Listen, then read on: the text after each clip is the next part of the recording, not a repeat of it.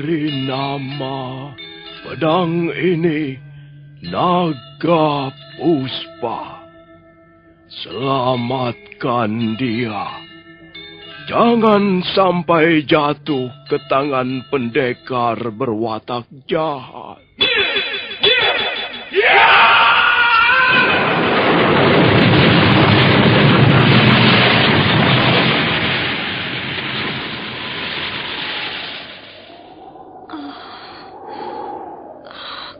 Kakang Kamandanu, kau masih juga tidak percaya bahwa aku mencintaimu. Mesin, maafkan aku, Mesin. Mesin, Mesin!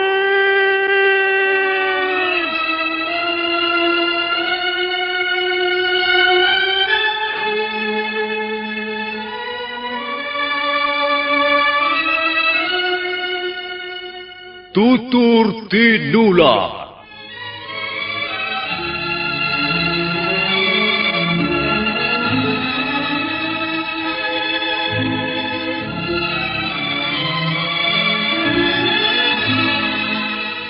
Sebuah sandiwara radio serial, produksi Sanggar Cerita dan teater Sanggar Prativi. Sebuah kisah dengan latar belakang sejarah runtuhnya Singasari dan berdirinya Kerajaan Majapahit.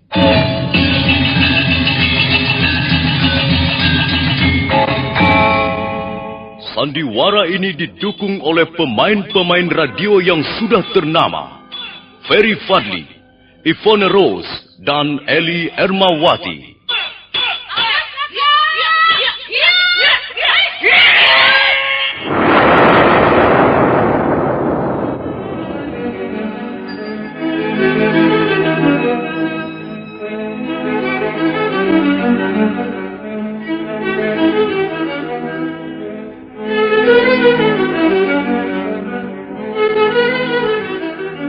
Cerita ini ditulis dan disusun oleh S. Tijab.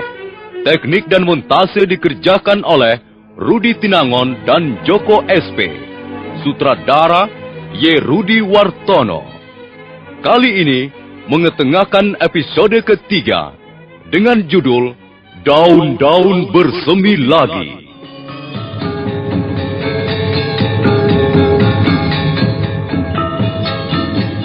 Dalam seri yang ke-77 ini didukung oleh para pemain.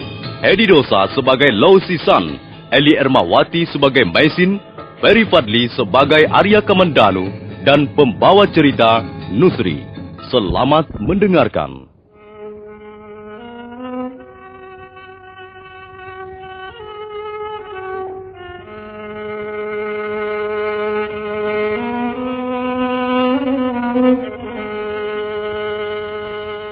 Pagi hari amat cerah, langit biru terbentang di angkasa yang tak bermega.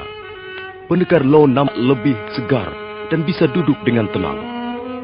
Pengembara aneh duduk di sebelahnya sambil memandang pohon-pohon di kejauhan. Tuan tidak melihat istri saya? Istri Tuan pergi mencari air bersih di bawah sana. Tuan tidak perlu khawatir. Daerah ini cukup aman. Dia memang istri yang baik. Iya, Tuan boleh bangga mempunyai istri seperti dia. Dia amat manis. Istri yang baik dan manis. Dia nampaknya juga sangat setia. Semalam dia hampir tidak tidur. Dia duduk di sebelah Tuan sambil terus-menerus menggenggam tangan Tuan. Kasihan dia. Saya tidak bisa membuatnya bahagia. Belum tentu dia tidak bahagia, Tuan. Apa Tuan tahu isi hatinya? Soal kebahagiaan tak bisa diukur dengan hal-hal yang bersifat lahiriah. Tuan bicara seolah Tuan ingin mengatakan bahwa Tuan tidak berbahagia. Maaf, kalau kata-kata saya menyinggung pribadi Tuan. Tidak apa. Saya hanya ingin tahu sedikit perihal diri Tuan. Saya ingin lebih jauh mengenal diri Tuan. Orang yang telah menyelamatkan jiwa saya. Saya manusia biasa saja.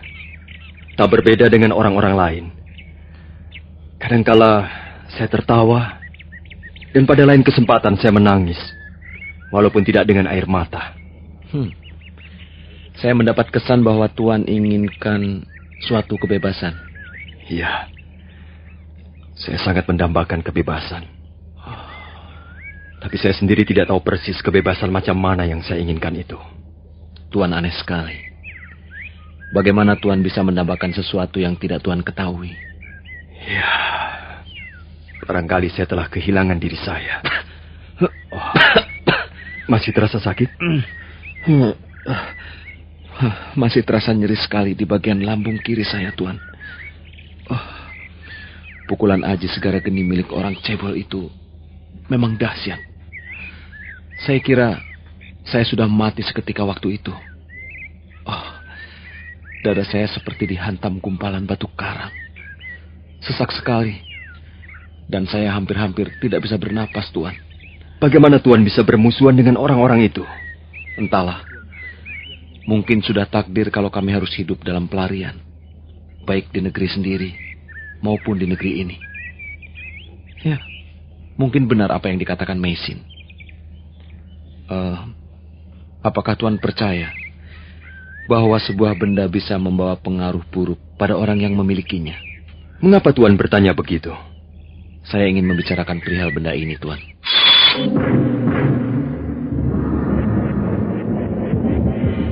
Senjata ini mempunyai kekuatan yang luar biasa. Menurut orang yang menciptakannya, barang siapa yang menggunakan senjata ini harus memiliki tenaga dalam yang handal. Senjata ini ibarat seekor binatang ajaib yang hidup dalam dunia dongeng. Tapi nyatanya, dia ada dan hadir di tengah-tengah kita. Dan binatang itu masih sangat liar. Sepintas lalu dia nampak tidak mau bersahabat dengan siapapun.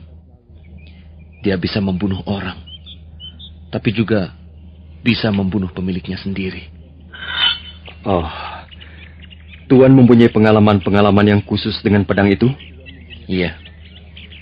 Setiap saya menarik pedang ini dari sarungnya, saya merasakan ada sesuatu yang bergolak. Pedang ini seolah disentuh dan mulai terbangun dari tidurnya yang nyaman. Kemudian ada suatu aliran kekuatan yang makin lama makin kuat, Tuan. Dan jika aliran itu sudah memasuki jaringan pembuluh darah dan mulai menyebar merata ke seluruh tubuh, maka dia menjadi sangat ganas. Dia akan menyedot habis kekuatan kita. Dia dahsyat sekali, Tuan. Dia bisa merobohkan pohon besar dalam sekali tebas, atau menggugurkan batu-batu padas. Tapi pada saat yang sama, dia bisa membunuh kita. Aneh juga perangai senjata milik Tuan itu. Saya tahu sedikit dan banyak melihat aneka ragam senjata, tapi belum pernah menemui senjata seperti yang Tuan miliki. Senjata ini sesungguhnya bukan milik saya, Tuan. Lalu, milik siapa kalau bukan milik Tuan? Milik seorang yang menciptakannya. Sedang saya hanya mendapat amanat untuk menjaganya, Tuan. Orang yang membuat senjata itu pastilah seorang empu yang hebat. Dia bukan berasal dari bangsa kami. Dia adalah warga negeri ini. Maksud saya, dia penduduk Singasari. Singasari sudah jatuh, Tuan. Sekarang tak ada lagi negeri yang bernama Singasari. Iya. Tapi orang yang membuat senjata ini dulu berasal dari Singasari. Karena suatu keadaan, beliau terbawa ke negeri kami oleh rombongan utusan Kaisar Kubilai Khan. Di negeri kami dia lalu diperintahkan membuat senjata untuk Kaisar. Tapi, karena suatu keadaan pula, akhirnya senjata itu justru diserahkan pada saya. Dan orang itu, bagaimana nasibnya, Tuan? Saya tidak tahu. Saya bersama istri saya lalu kabur dari negeri kami dalam kejaran prajurit-prajurit Mongolia.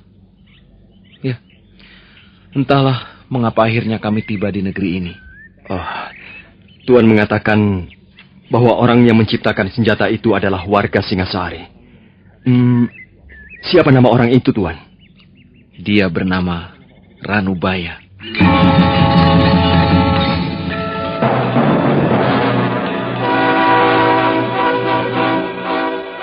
Ranubaya? Iya. Kenapa, Tuan? Apakah Tuan mengenalnya? Tidak. Tidak. Saya tidak mengenalnya. Oh, Paman Ranubaya. Oh, mengapa Paman Ranubaya sampai terbawa ke negeri Mongolia? Oh, kasihan sekali nasib Paman Ranubaya. Tuan, apa yang sedang Tuan pikirkan? Tidak. Saya hanya merasa kagum. Dalam hati kecil saya merasa bangga karena di negeri kami mempunyai seorang empu. Seorang pembuat senjata pusaka yang ampuh. Iya, pedang ini memang hebat. Nampaknya Empu Tong Bajil sangat bernafsu merebut senjata ini dari tangan saya.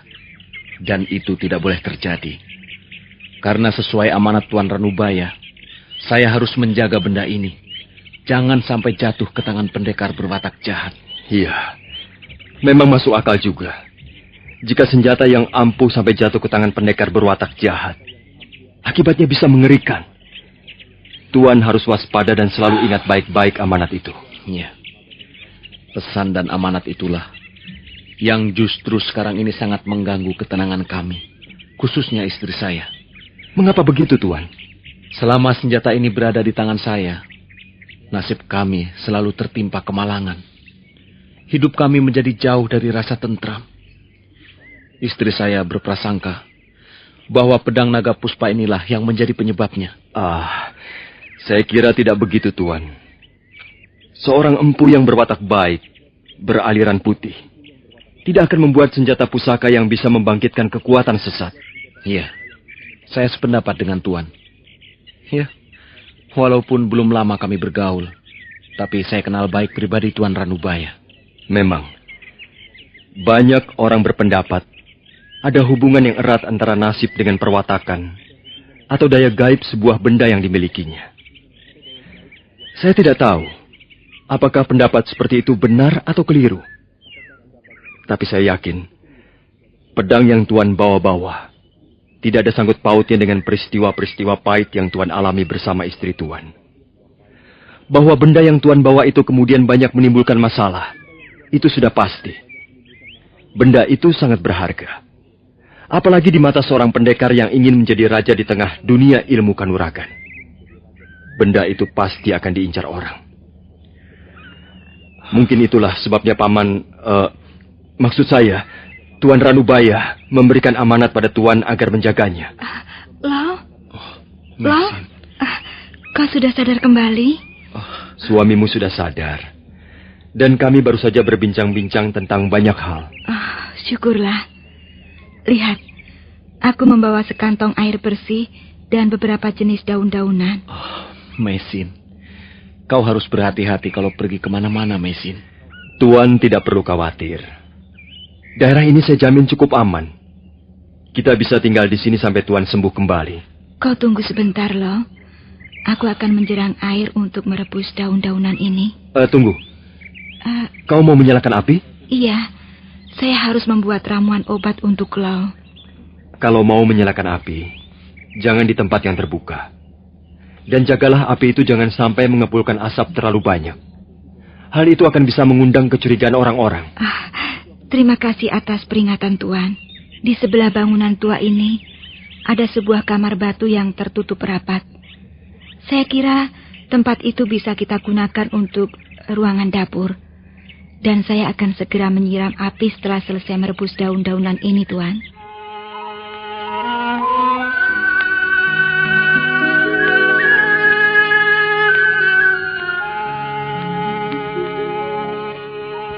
Selanjutnya mereka bertiga tinggal di tempat itu untuk beberapa hari lamanya. 4 hari berlalu tanpa peristiwa apa-apa. Pendekar Lau nampak lebih tenang. Walaupun wajahnya masih pucat dan tubuhnya semakin melemah. Bila malam tiba dan udara dingin menyerang bangunan tua dan sekitarnya, pendekar Lau seringkali merintih perlahan. Panas badannya kadangkala menjadi tinggi sekali. Tapi menjelang pagi hari, panas itu turun dan kembali seperti biasanya. Bagaimana keadaan Tuan?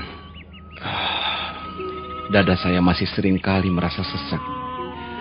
Dan bagian lambung nyeri sekali, seperti ditusuk-tusuk pisau belati. Oh, mungkin masih ada sisa-sisa darah beku yang tertinggal. Tuan mau saya obati lagi? Tidak usah. Terima kasih atas perhatian Tuan. Tuan tidak usah terlalu cemas dan banyak berpikir. Tenangkanlah pikiran dan hati Tuan. Apakah saya kelihatan cemas? Tidak tenang? Semalam saya lihat Tuan terbangun dan duduk sampai lama sekali. Jadi Tuan melihat saya terbangun? Iya. Saya sengaja tidak menegur. Karena saya takut Tuan terganggu. Ya, memang. Terus terang saya mulai merasa cemas. Pikiran saya seringkali sukar dikendalikan. Hati saya kadangkala mendadak menjadi gelisah. Apalagi semalam. Tubuh saya panas sekali. Tapi saya tidak mau membangunkan istri saya. Saya tidak ingin dia tahu apa yang saya rasakan. Mengapa Tuan tidak berterus terang? Saya kasihan padanya. Saya tidak ingin melihat dia gelisah dan sedih. Oh ya, di mana dia sekarang? Seperti biasa, dia mencari air bersih ke bawah sana sambil memetik daun-daunan. Istri Tuan itu sangat baik. Saya kagum melihat kesetiaannya. Dia memang seorang wanita yang berhati putih, seperti kapas. Kasihan dia.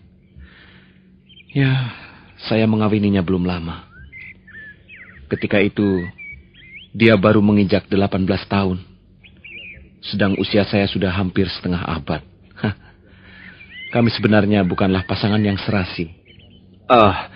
Saya tidak sependapat dengan Tuan. Usia tidak menjadi ukuran keserasian pasangan suami istri.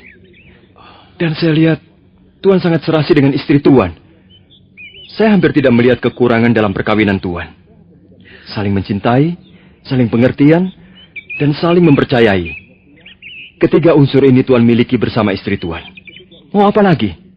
Ya, Mesin adalah seorang anak yatim piatu semenjak berusia 3 tahun. Selanjutnya dia dipelihara dan diangkat anak oleh seorang pendeta Buddha. Dia selalu hidup dalam kesepian dan kekurangan kasih sayang. Itulah sebabnya saya bertekad untuk membahagiakannya. Tapi luka ini. Luka di lambung saya ini membuat saya menjadi ragu-ragu. Tuan akan sembuh. Bukankah Tuan merasa bertambah sehat kembali? Saya ingin bicara dari hati ke hati dengan Tuan. Dengan senang hati, saya akan mendengarkan. Sudah beberapa hari ini, kita saling bergaul. Kita hidup bersama dalam bangunan tua ini. Kita makan dan tidur dalam satu atap. Tapi, anehnya, saya belum mengenal siapa nama Tuan. Apakah itu perlu Tuan ketahui? Kalau Tuan tidak keberatan, saya ingin tahu siapa nama Tuan. Nama saya Arya Kamandanu. Saya berasal dari desa Kurawan. Kalau begitu, Tuan pasti mengenal Tuan Ranubaya. Dia juga sering menyebut desa itu sebagai kampung halamannya, Tuan. Iya. Saya kenal baik dengan Paman Ranubaya. Bahkan beliau sudah seperti orang tua saya sendiri. Saya sangat prihatin mendengar apa yang telah terjadi atas diri beliau. Tuan. Kalau begitu pertemuan kita ini merupakan suatu kebetulan yang menggembirakan, Tuan. Tuan Kamandanu. Iya, Tuan Lo. Kalau sampai umur saya nanti tidak panjang, saya ingin menitipkan istri saya pada Tuan. Mengapa Tuan berkata begitu? Tidak seharusnya Tuan berputus asa. Kalau Tuan Lo mempunyai hasrat hidup yang besar, saya yakin Tuan akan sembuh. Tidak, Tuan Kamandanu. Saya masih merasa belum tenang melihat nasib istri saya yang belum pasti. Saya ingin mendengar kepastian itu dari Tuan. Maukah Tuan menjaga dia? Melindungi dia kalau saya sudah tiada nanti? Saya percaya Tuan Kamandanu seorang pendekar yang tangguh dan berbudi luhur. Saya melihat kejujuran memancar dari dalam diri Tuan. Saya sangat bahagia jika Tuan bersedia memenuhi keinginan saya, harapan saya. Tuan Lo, Tuan tidak usah mengkhawatirkan keadaan Mesin istri Tuan. Dia seorang wanita yang baik. Dia pantas mendapat perlindungan. Oh, sungguh saya merasa lega sekarang. Saya lega dan bahagia. Oh, terima kasih Tuan Kamandan. Pendekar Lo nampak sangat gembira. Wajahnya berbinar-binar begitu mendengar kesedihan si pengembara aneh menjaga istrinya. Pengembara aneh itu yang ternyata adalah Arya Kamandanu yang selama ini hidup dalam pengembaraan merasa sangat terharu sekali melihat ketulusan hati pendekar. Matahari senja telah kemerah-merahan. Sebentar lagi bola lampu dunia itu akan tenggelam di balik punggung puncak Bromo. Sore yang cerah dan indah itu, karena di langit hanya ada segumpal mega tipis. Pendekar Lo menggandeng tangan istrinya, menyusuri jalan setapak di samping bangunan tua. Bagaimana keadaanmu sekarang, Lo? Ya, seperti yang kau lihat, Mesin. Kau nampak segar. Ya, sore ini aku gembira dan hatiku tenang sekali. Apakah lukamu masih terasa sakit? Masih nyeri dan panas? Tidak.